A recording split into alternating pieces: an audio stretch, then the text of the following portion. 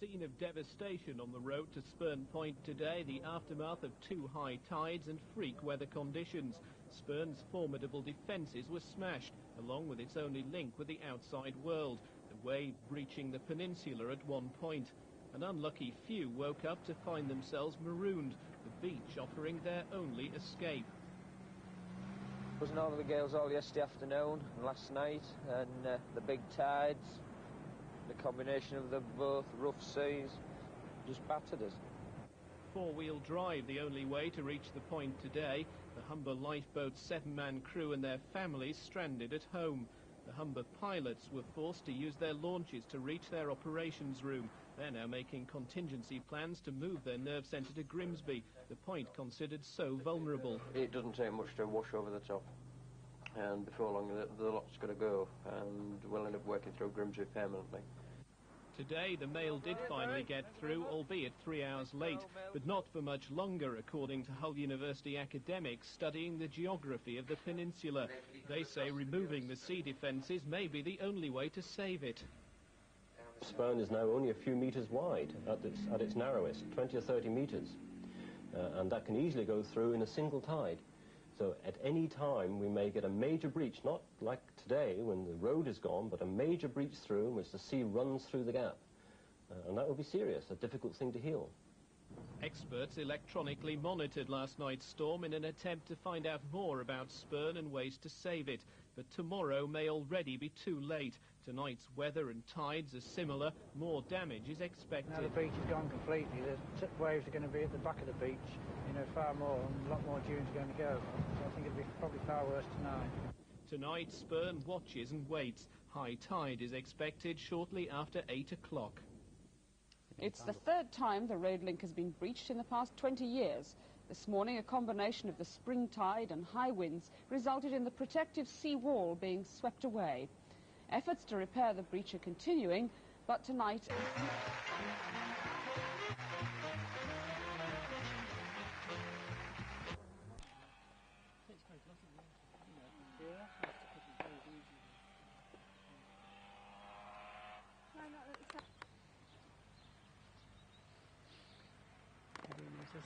Yeah.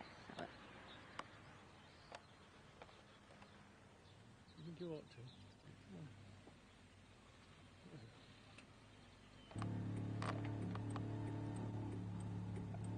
Right, now it's the 7th of July and we're sitting in the boat on a Sunday morning, and we've just left Kew Villa where we normally keep the boat. We're now going to go down to the observatory, to the Warren, and I'm going to record the scene as we go along, so it might be a bit bumpy at times. We're just outside the gate now of Kew Villa, and we're looking towards the Bluebell. We're going to go to the Warren, we'll stop there, and then I'll record as we go down to the point, all being well. Ho! Off we go, John. It's a little bit slow there to take the cue. You notice the jerking of the gears there, but still. Notice the smooth movement now.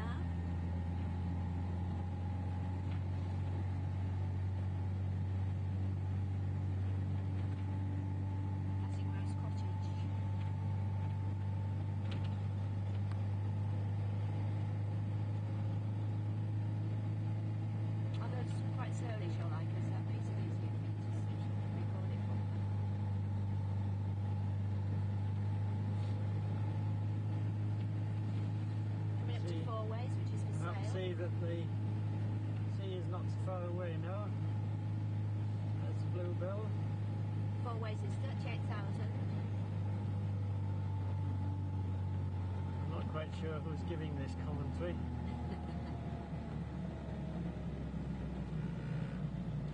Here we are, turning round Bluebell. Right, we're just going to pass Southfield Farm, which we understand has just been sold for around 40,000 by Mrs. Clubley. We believe it's been bought by someone who sells everything second hand is the phrase that's been quoted. Just looking. Look at those furrows there. That's particularly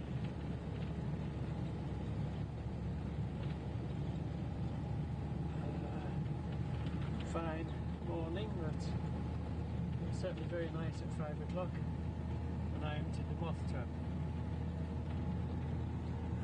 You Passing did it at 5. I was awake at 5. You were fast asleep. coming up to the gate now.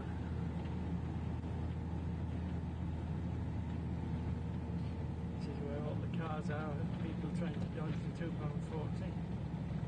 Not blame them really at that price. High tide. Looking out over the Humber now as we come up towards the Recently tarmac road. recently tarmacked road. It's a cost of £2,000. Really rather a short stretch.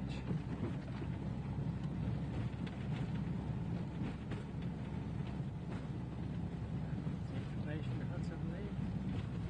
There's another car behind us. That's why she's coming out.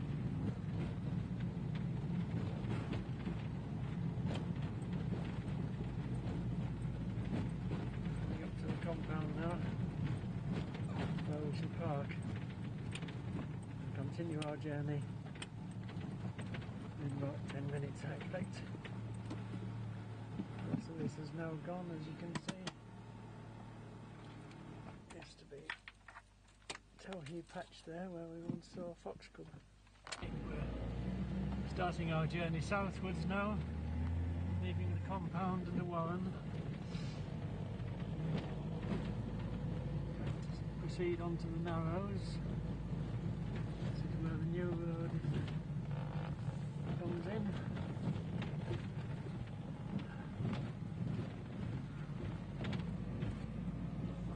Two cars coming on. We'll go down to the next. It's often difficult passing here. There are passing bays from time to time. You have to pull in if you see a car coming, but sometimes people are not used to the system, and you end up having to back half a mile or so. Right, we'll forget now. See the sweep of the peninsula there. Well, you should be able to. That's the direction we're going. Here's all the telegraph poles, all numbered for convenience of reporting birds. When we get to the junction of the new and the old road, I'm going to pull in and let this car behind us pass us, because you're driving mad. Because we're only going slowly.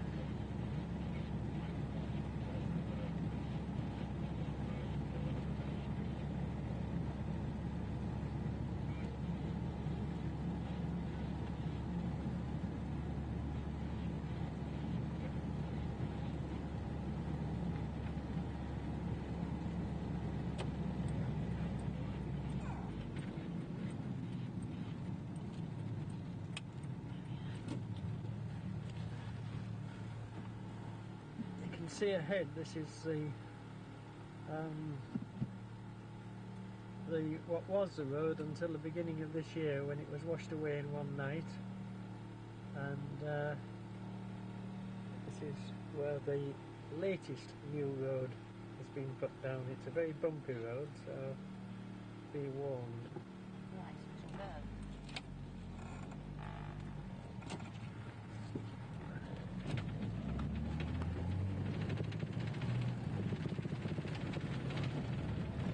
If you go at 40 miles an hour, it's supposed to be smoother, but this driver can't bring herself to go at that speed along here.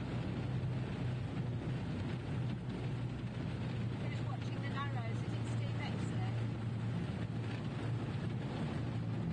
The idea is that if it gets washed away again, all those little blocks which are lashed together with an iron or a steel hawser can be dragged back into a new place,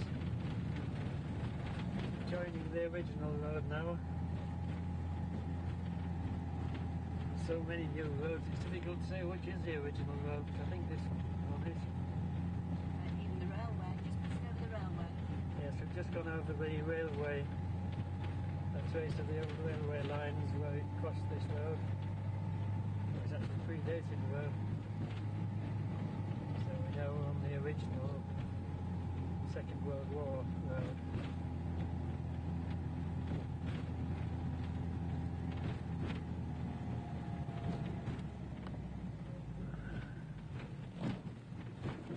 See, Holly's not out yet. There's a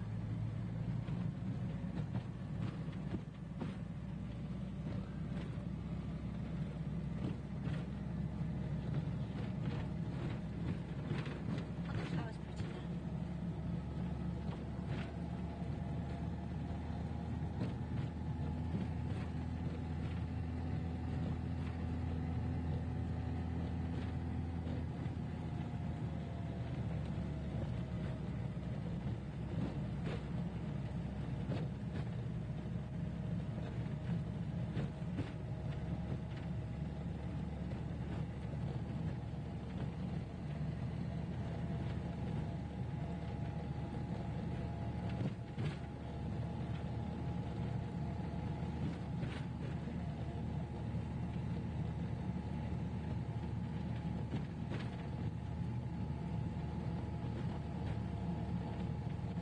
Coming up to that new view that passing we bay. never used to have. We up to what, John? Well, you see where we can see those people now, that's, we never had that view, that was, dunes covered that area. Yeah. You couldn't see any sea. Yes, we'll be coming up soon to the second break, which occurred at the beginning of this year, Going over the railway line. around the same time, where all the dunes, as you can see here, Pulling in because there's a car coming.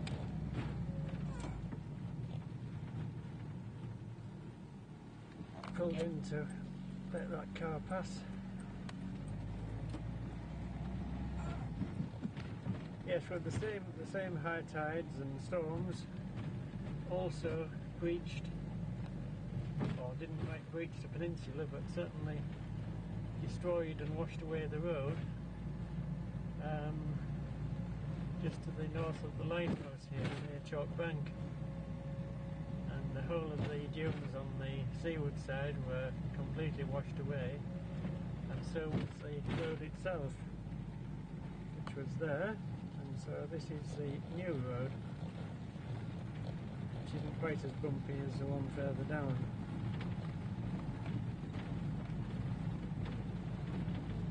This is where Chalk Bank Hyde is around here. Or a little bit further. It's difficult to see through this small view just where you are.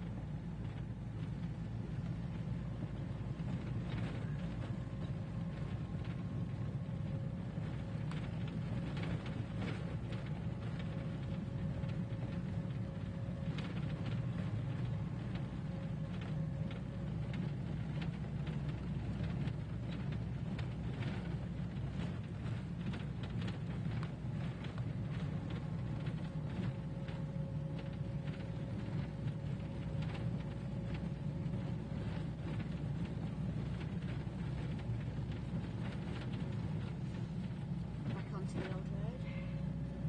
Yes, back onto the original road now.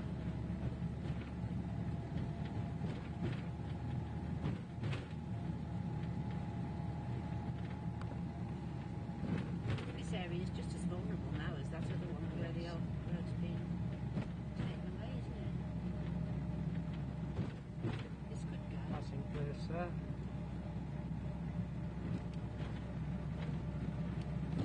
See ahead to the right of the road the old original Smeaton lowlight. There's a water tank on top of it. I don't think it's used now, but it used to be. And it was also a store for explosives during the war. Second World War, that is. I think.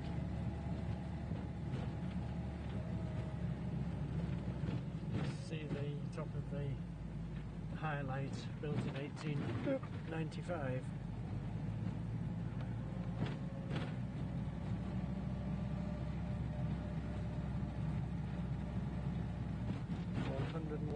years ago. Lots of lovely perennial wall rockets. There's the wire dump trap, the Heligoland trap.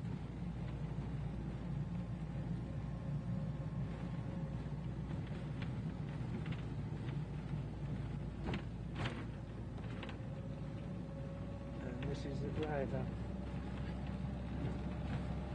Steady hands.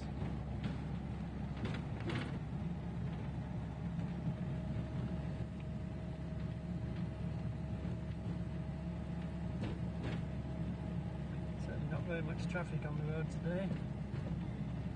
It's Sunday morning, but seems to have been fewer visitors this year so far.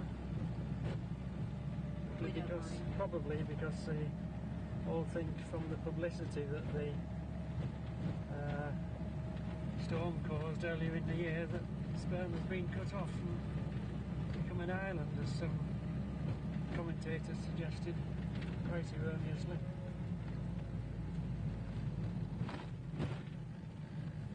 See the two lighthouses quite well here.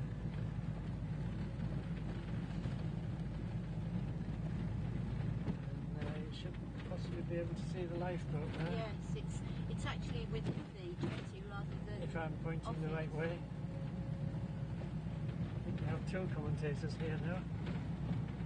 So I hope there's no confusion arising.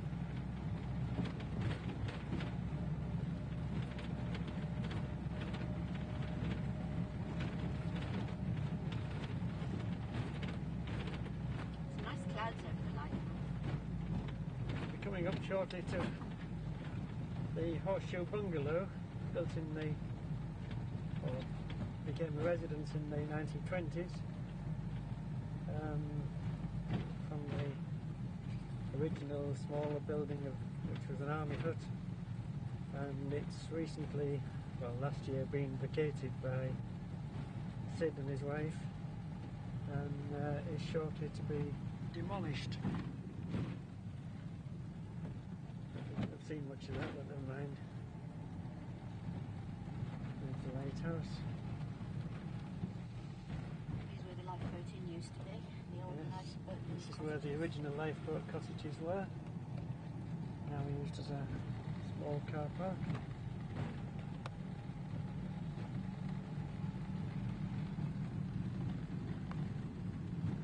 Just north of the main lighthouse here. Fine building, it'll probably last longer than any other building on Spurn, I would have thought.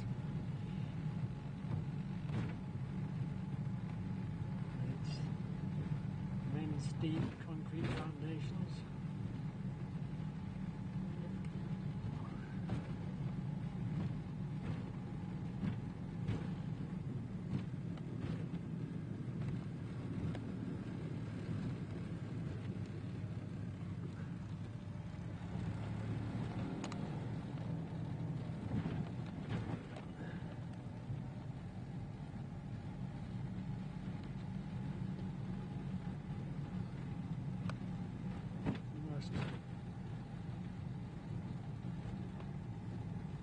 The most ubiquitous plant on Spurn, of course, is the sea buckthorn, which has colonised all the sand dunes and right across the point.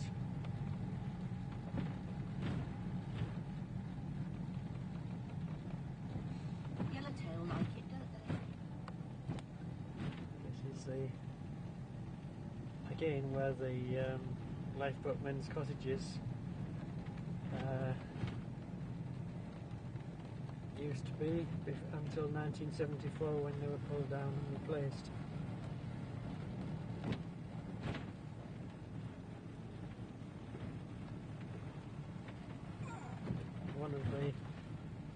This is where the old chapel used to be at one time, the site of it.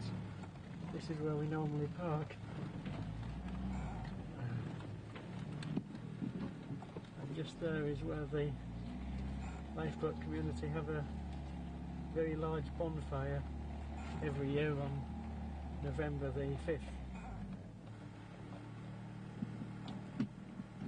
across there to see where the pilot's jetty and the lifeboat is moored just beyond, and this is where the pilot boats come to. They operate from this jetty here and are controlled from the pilot's control tower, which is where the Coast Guards also used to be stationed until fairly recently, a few years ago. You can probably see there the present lifeboat men's cottages. I think there are 7 altogether. Right, we're on the return journey northwards now. We're going to stop halfway and have our dinner.